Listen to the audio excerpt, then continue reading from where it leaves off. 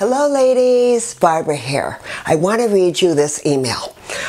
I take antidepressants. I've switched several times, but they all seem to make me gain weight. Why? Well, it's not a coincidence. A huge study tracked nearly 300,000 people for 10 years. That's a big study. And those taking antidepressants were more likely to pack on the pounds than the control group who were not taking antidepressants. Those on the drugs reported gaining weight up to 100 pounds in some cases. Yikes! The people who started at normal weight became overweight, while those who were already overweight were more likely to become obese. And the weight gain was most likely to occur after taking the medication for 6 months or longer. The antidepressants that were most likely to cause weight gain: Paxil, Prozac, Lexapro, and Celexa. SSRIs. Patients are rarely warned about the weight gain. Well, what happens? There are two main theories. One, the synthetic drugs can trigger huge food cravings, particularly carbohydrates. And number two, the drugs may also negatively impact metabolism. Did you know antidepressants are the third most prescribed drugs in the United States? Well, 2005 is the most recent study we have. And why is that, do you think? Maybe they don't want us to know how bad it is? But in 2005, 27 million Americans age 6 and older were taking antidepressants. Age 6! Oh my gosh! Another concern is how many of these millions of people should be on antidepressants. A study published in the Journal of the American Medical Association concluded that prescription antidepressants may provide little benefit to a patient who has mild to moderate depression. However, they are found to help patients with very severe depression. So here's what I want to discuss today. Because you're worried about the weight gain. Well, many natural antidepressants exist that are a great alternative. They often work faster, better, fewer side effects, and no weight gain. There may be a supplement for you that can jumpstart you back to feeling like your best self. You have nothing to lose. Now here are 7 natural antidepressant supplements. Choose the one that best matches your unique set of symptoms. Okay, so for just plain old depression, tryptophan or 5-HTP. They are precursors to both serotonin and melatonin. There are controlled studies that show these can work as well as prescription meds. Now, besides the basic depression, they've also been found to help ADHD, anxiety, insomnia, OCD, and bipolar disease, and seasonal affective disorder, SAD.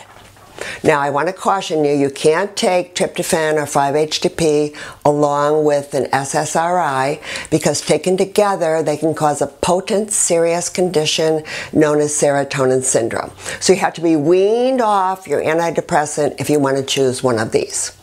Number 2, quercetin. Consider quercetin if you have depression along with OCD. Quercetin supplements are said to be as effective for depression as Prozac, which is one of the most prescribed. Quercetin works by increasing levels of serotonin and dopamine.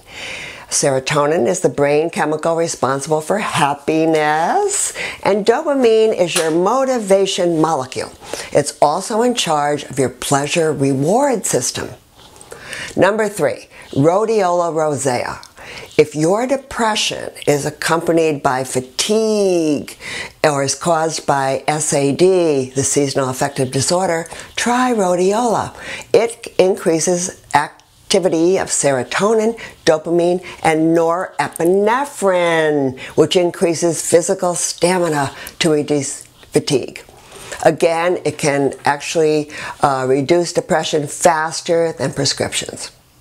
Number 4, SAMe, known as S-adenosyl L-methathione.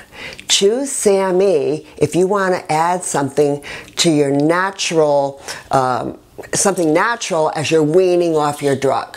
Or if your depression is accompanied by joint pain, insomnia, and morning stiffness. In clinical trials, 50% of patients responded favorably, and they said they had a remarkable remission of their symptoms. Number 5 is called EGCG. This is the main substance in green tea. So, drink green tea if your depression is accompanied by stress, anxiety, and problems with focus and concentration. Now, drinking green tea daily can reduce depression by 44%. It helps with stress and anxiety because it normalizes the activity of GABA, which is gamma-aminobutyric acid, a relaxing brain chemical often referred to as nature's Valium.